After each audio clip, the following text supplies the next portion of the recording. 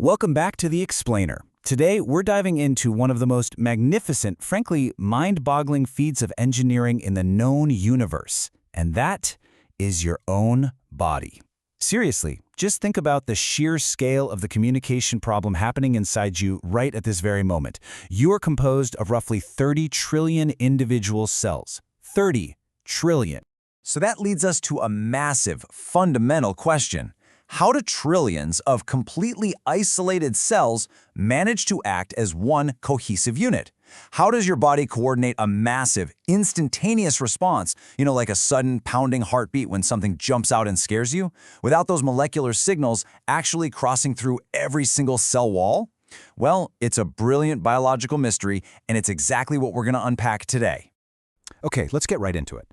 Cell signaling is basically this incredibly intricate process where a cell detects an event on the outside, transduces or translates that message, and creates a specific response on the inside. Think of it like the ultimate microscopic relay race. You've got a runner on the outside of the cell who passes a baton to a receptor on the membrane. That receptor then passes it to a whole series of runners on the inside, which eventually triggers a huge cellular response. Here's our roadmap for this explainer. We're going to track this molecular baton from the absolute outside of the cell all the way deep inside. We'll start with the language of cells, meet the GPCR gatekeepers, watch the G-protein relay in action, see how second messengers take over, witness the massive amplification effect, and finally, look at how the body actually stops the signal. All right, part 1, the language of cells and our first messengers. Before any relay race can even begin, the coaches have to give the starting orders, right? In our cellular world, these molecular coaches are known as the first messengers. Now, not all of these coaches are shouting from the exact same distance. We categorize these first messengers based entirely on how far they have to travel to be heard by their target. Endocrine signals travel a really long distance to distal cells, usually catching a ride via the bloodstream. Paracrine signals, on the other hand, are local. They're acting only on the cells right next door. And autocrine signals? Well, that's essentially the cell talking to itself, acting on the exact same cell that originally released the signal. Think about a secretory gland dropping endocrine signals, like hormones, straight into a blood vessel. It's basically sending them on a long-distance systemic road trip. Contrast that with paracrine signaling, where a growth factor is simply dropped off in the local neighborhood to target nearby tissue. It's an incredibly efficient biological postal system, completely tailored to the distance the message needs to go. Moving on to step 2, the GPCR gatekeepers. Let's move up to the starting line of the cell membrane to meet our primary receivers, because here's the catch, and it's a big one. Those first messengers almost never actually enter the cell. They literally can't. They need a gatekeeper to receive the message for them. Enter the G-protein coupled receptor, or GPCR for short. It has this fascinating structure where it weaves through the cell's plasma membrane exactly 7 times. Those are its 7 transmembrane alpha helices. The front end sits out in the extracellular space, just waiting to catch the signal, while the back end hangs out inside the cell in the cytosol, completely ready to pass the baton. So, how does the baton actually cross that solid membrane barrier if the messenger doesn't go inside? It's all about physical mechanics. First, the extracellular ligand, our first messenger, binds right to the outside of the receptor. Second, this binding actually physically twists the receptor, causing a conformational shape change. And third, that physical twist alters the shape of the side facing the inside of the cell. Boom, the message has officially crossed the barrier, without the messenger itself ever stepping foot inside. Which brings us to part 3, the G-protein relay. Okay, the receptor has changed shape, and now it's time to hand off the signal to the next set of runners waiting just inside the cell membrane. These runners are the heterotrimeric G proteins. Heterotrimeric is just a fancy way of saying they have 3 distinct parts: an alpha, a beta, and a gamma subunit. When the receptor gets activated, it acts directly on this G protein.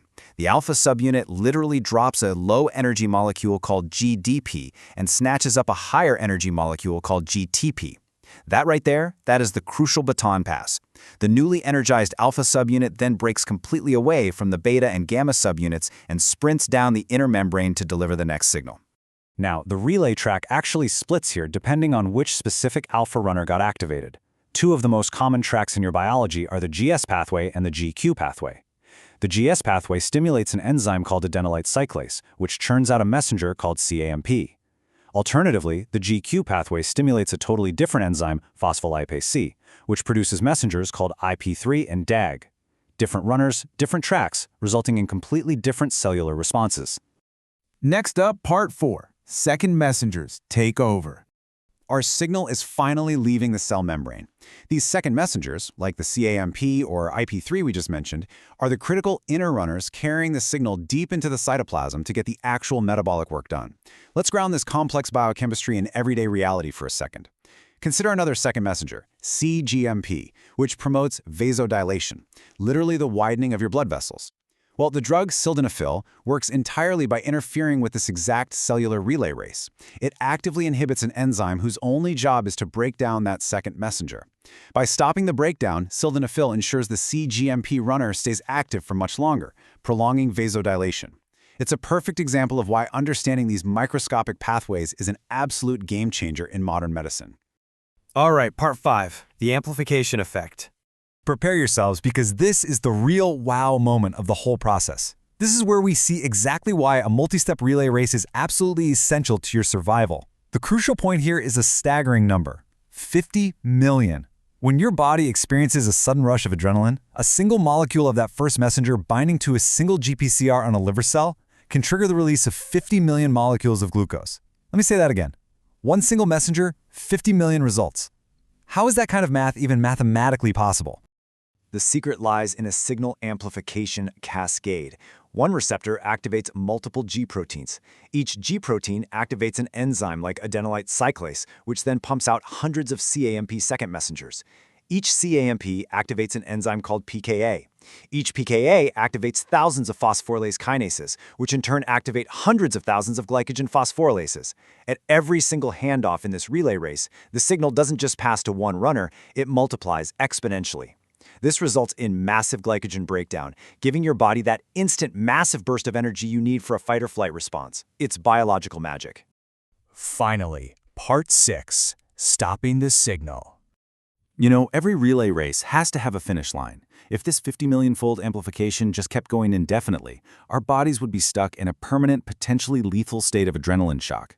Thankfully, your body has brilliant brakes built right into the system. We have molecules called GAPs, GTPase activating proteins. They essentially act as the finish line tape, forcing the running alpha subunit to hydrolyze its GTP back into GDP, stopping it cold in its tracks. Plus, a protein called beta-arrestin will literally dock onto the original receptor, physically blocking it and preventing another race from starting, even if that first messenger is still outside shouting. The signal is efficiently and decisively terminated. We've tracked the baton from a microscopic shout outside the cell, through a twisting membrane receptor, down a wildly multiplying amplification cascade, and finally to a dead stop. Which leaves us with this final thought to ponder. How many millions of invisible molecular relay races are happening in your body right at this exact second? Every heartbeat, every single breath, every thought you just had while watching this explainer is the result of trillions of these signaling pathways filing in perfect, flawless harmony. Keep marveling at the hidden machinery operating inside you, and thanks so much for learning with the explainer.